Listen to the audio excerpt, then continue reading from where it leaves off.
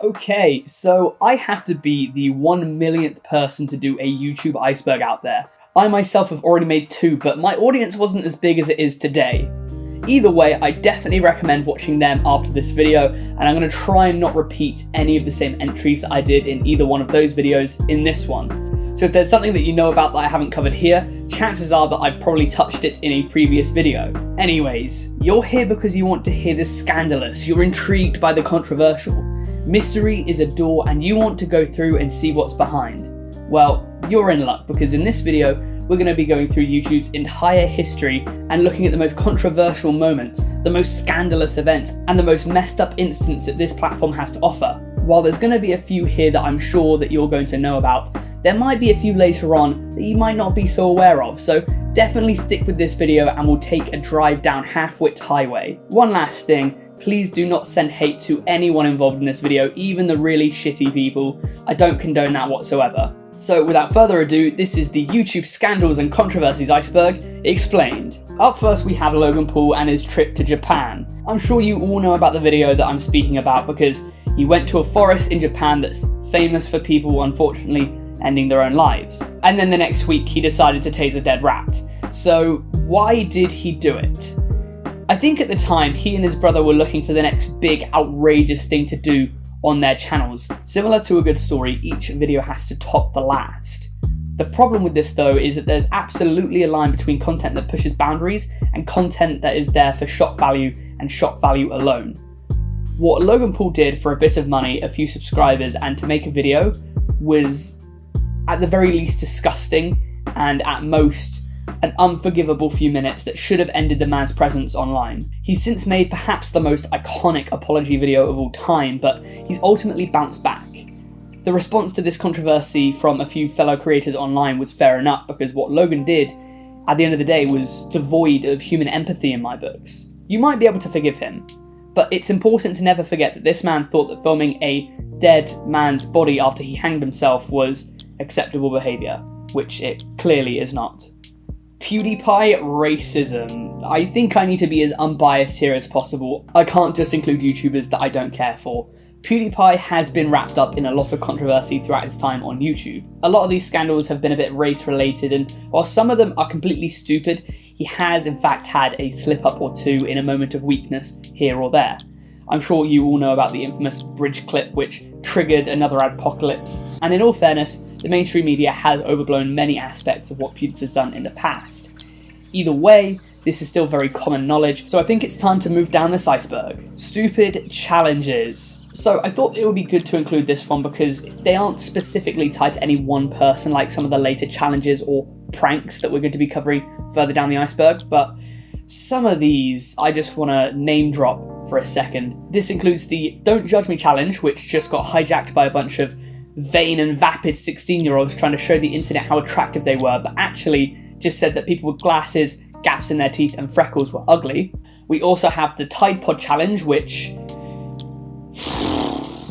like honestly, millions of years of evolution and this is where the human race is at. People went to war so that you could shove a laundry pod in your mouth and disintegrate your tongue, bruh. And finally we have the ice cream challenge, which was, in all honesty, probably how COVID started. If you were in a coma for the summer of 2019, this prank would happen when someone licks ice cream and then, and this is the funny part, puts it back for an unsuspecting customer to later buy and then eat. This wasn't a prank, this was just being a complete From what I'm aware, the fad died out quickly because authorities cracked down hard on offenders who were threatened with large fines and even years of prison time. I think one guy who did it got 30 days in jail, and the original girl, I'm not too sure what happened to her. I heard that she was also potentially going away, but I never heard any updates. So if you know, please let me know down in the comments because I'd actually be quite interested in finding out what happened to her. Jake Paul and Rice Scum promote gambling to children. I think I should also mention that T. Martin and Syndicate did this too, but I'm less familiar with their scandal. I think they promoted their site without disclosing that it was theirs, which is one of the reasons why YouTubers these days have to disclose if their video has been sponsored. Another reason behind this choice from YouTube headquarters though is that Jake Paul and Rice Scum had a scandal a couple years back. They were sponsored by this mystery box site and made it look like there was no way that you could lose. Just put in your parents' debit card and this mansion has the chance of being yours. I'm actually quite surprised that people forgave them so easily, because for me, this might be one of the worst things either one of them has done, and they've done some shit. It's truly despicable. Honestly, this was an awful abuse of power and only went to show how vain, superficial, vapid and self-absorbed the pair were. Each of their content was more narcissistic, vapid and uninspired than the other. I'm sorry for going on about them for so long, but these blokes are complete f***ing planks. Nicole Arbour's Dear Fat People. I mean, this is a real blast from the past. The least funny person on the internet made a video trying to be funny at overweight people's expense. It wasn't funny, it was spiteful. Comedy is of course subjective. Our tastes might differ, but in my opinion, a fat joke, or any joke for that matter, can be on the cards, provided that it doesn't come out of a place of hatred and malice. Nicole Arbour didn't get this memo though, because her video was just masked as trying to be funny when it was actually just racking on overweight people for a few minutes. Which everyone with half a mind would know that if you're trying to get people to lose weight, that's the inverse of what you want to do. If you want people to make healthier life choices, encourage them to do that, don't shame them for not doing it. We respond better to positive reinforcement. Back onto the story of Arbour, she followed up this masterpiece of content with the extremely popular Dear Black People, Dear Feminists, Dear Transgender People, and my personal favourite, Dear Refugees. In recent years, while there's no denying that she still has an audience, most of her videos don't seem to be as popular as her Dear series was, and at the time she released Dear Fat People, others online basically took turns roasting her and criticising her message, which, that's where the controversy comes from, because this wasn't a funny video, this was a spiteful, angry video that was masked as comedy. TanaCon. Tana Mojo has been in drama quite a few times on the platform, but TanaCon might just be the height of her scandals. A few years ago, she thought that it would be a good idea to have a convention all about her, which doesn't sound narcissistic or an easy way to make money from your impressionable audience whatsoever. I'm sure she just did it to connect with her fans. So what's the scandal about? The problem arose when the event could only hold 1,000 people, and there were only 25 security guards on hand to deal with about 5,000 people that came. No food, no water, no TanaCon, and from what I understand initially, no refunds. The rumour was that Tana Mojo was fully okay in not giving people refunds for taking the time out of their day to wait in the blistering heat for a person they adore enough to travel from across the country. They did that for her, and apparently initially she didn't want to reimburse them. However, after YouTubers such as Shane Dawson and James Charles, the good guys, took to social media to call her out, she quickly changed her mind to try and save face, and as far as I know, everyone got a refund. The convention was also apparently meant to spite VidCon too, because she was banned from VidCon. This was her revenge, and my god did it come to bite her in the arse. YouTubers, you've done awful rap, you've done awful boxing, you've done awful movies, you've done awful books. Don't do awful conventions too. Like, everything we touch turns to shit. TGF bro gets head stuck in a microwave. If you haven't heard of this story yet, this is legitimate. Yes, it happened. Back in late 2017, Jay from TGF Bros thought that it would be a fun idea to cement his head in a microwave for a video. Now, just by hearing that logline for the content, you can probably take a guess as to why this video might be viewed as controversial. And no, it wasn't because children would start copying it, because no child in their right mind would copy this. They wouldn't have access to a microwave and cement, and even if they did, it's cementing your head inside a microwave, unless you're this guy who did it for 11,000 views. Instead, this video was featured in the news because it was criticised for wasting emergency services time.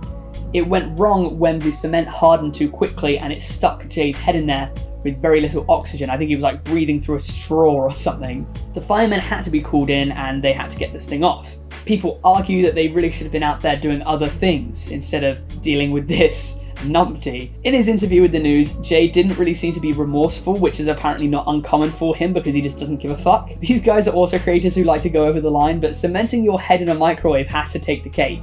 All I can say is at least their videos are at their own expense, which is at least what separates it to some of the YouTubers further down this list. Now, thinking back to the Jake Paul and Rice Gum video, that was absolutely money grabbing, right? But it's not just American YouTubers that have appeared superficial and money obsessed. Over here in the UK, we've had Alfie Day's iconic £1 video, as well as his I'm Not a Toy response video, but today I want to speak about the even more controversial Zoella's advent calendar, priced at £50. At £50, this advent calendar had 12 doors instead of 24, so you've got about half the presents at about 20 times the price of a normal advent calendar. Now, high-class advent calendars are nothing new, right? The trick is that your products need to appear as though they're worth as close to what you're charging as possible, while still making a small profit margin. Did Zoella's calendar do this? Absolutely fucking not. Inside the advent calendar included, and I'm not making this up, a bauble, some glitter, a cookie cutter, 7 stickers. That one, she really treated it on that one. 7 stickers, a small toiletries bag, a candle, some lipstick, I don't know what this thing is, another cookie cutter, a pen and notepad, in different days mind you, and then another candle to top it all off. Like, if I were to be completely honest, I think that all of these items together, as well as the box, which is probably nicer than the items, would probably cost perhaps £15, nowhere near what she's charging. Some of these items are inexcusable. Charging people £50 and giving them 7 stickers and some glitter is messed up. Exploiting a child audience at its most basic form. I really don't watch Zoella, so I don't know if this speaks well on the content of her character, but this was a huge blunder. It should have never been sold, especially not for £50. To add to this, you can actually Google a few of these. They cost less than £1. These products weren't even of good quality half the time. It was bad, it was controversial. Let's move on. Eating live animals. So I wasn't aware of this until Moist Critical made a video on it, and to be honest, I actually think it's kind of flown under the radar for the most part. So Young has to be the worst offender for this, and for me, this content is evil, right? I've been trying to cut down on my red meat intake over the past few months for my own health and also the environment, right? But eating meat in moderation should be seen as fine. You shouldn't be shamed for eating meat whatsoever. Eating live animals, on the other hand, is inhumane. Put yourself in their shoes, it's torture. She plays with her food whilst it's alive. It's disgusting. Again, it's void of any semblance of empathy. Basically, if you haven't heard of So Young before, in her videos, she plays with her live food, usually octopuses or squids, before gutting them alive, but really, really badly in a funny way. They're oftentimes just kind of squelching around because they're still alive. Sometimes she'll literally stick the food in her mouth whilst it's alive. I think that humans have dominion over nature, and so to do this is cruel. It's really cruel. Just a quick knife to the head would be fine, put it out of its misery, but these animals are alive and she's pouring sauce on them. It's sickening. And the fact that YouTube hasn't demonetized her is a joke. This isn't fun, this is cruelty, right? I hate octopuses and squids. I have a fear of them, right? I don't like the way they look. This should tell you how messed up I think it is, because I hate these animals, but they should be given better than this. I'm disgusted by this, and the fact that it's not bigger news on YouTube is insane to me. You should be ashamed if you watch this content, and like, sorry not sorry, I'm not gonna lie, this really, really grinds my gears. It's controversial because obviously it is. Let's just move on before I blow a gasket. Neon fakes his own death. So we've heard about Jay Station faking his own girlfriend's death, like the sociopath he is. In one of my other videos, we also spoke about these two imbeciles and how they said they were both dying, which is convenient enough that they're both dying, and then asked people to drop a sub in the same video. Well, this kid, Neon, went a step further a few years back and actually claimed that he died before being revived about 5 days later and uploading some Fortnite content. Long story short, he crafted a story in which he had a brain tumour and had to go to the hospital, and then in the same week he started a second channel mysteriously from his own home. Oh, that's strange. Oh, he wouldn't be back at home uploading videos if he had a brain tumour, how bizarre. Yet this kid wasn't dying, he was just doing what all YouTubers do, and that's clickbaiting his videos. And then 8-year-olds just had to eat it up. Faking your death for views is sick. Right, not in a good way, it's disturbed. And what did you do it for? A few thousand views, a few subscribers, and you tricked your little impressionable audience into thinking that you were dead. And for the most part, he got off scot-free because he's still uploading videos, to mixed reviews, but that's all there ever really was. Controversial of course, but no repercussions. Reset arrested for homeless prank. This one really burns me to my core that anyone would think that this deprived little act is acceptable. Spanish YouTuber Reset gave Oreos to homeless people that contained toothpaste. That's right, this man gave tainted food to the most beaten down members of society for a bit of clout, a bit of cash, and to grow his channel. How does one rationalise this despicable behaviour? Well, Reset rationalised it by saying, and I quote, "This human piece of shit. Maybe I went a little too far, but on the bright side, this helped him clean his teeth." Clearly showing no remorse for his actions. He also tried to say that people like seeing what's morbid online. That's no excuse. That's inhuman. There is no thought of other people in that. Poisoning homeless people. Dude is a psycho and was jailed for 15 months, having to pay a 17k fine. And like, fair enough. Disgusting behaviour. Sorry for the bum tone at the end, but that is it from me. I really hope you enjoyed this video. Looking at the length, this is going to be a long one. If you did enjoy, don't be afraid to subscribe and follow me on all of my socials. This iceberg chart was made by me, myself, and the Fox Akimbo Discord, so shout out to us. Join the Discord if you wish. Links for all of these things, my Twitter, my Instagram, my Discord, my Patreon, all in the description. Finally, let me know down in the comments what you'd like to see me do next, as I'm only 47 videos in and I'm already out of ideas. Thank you for watching.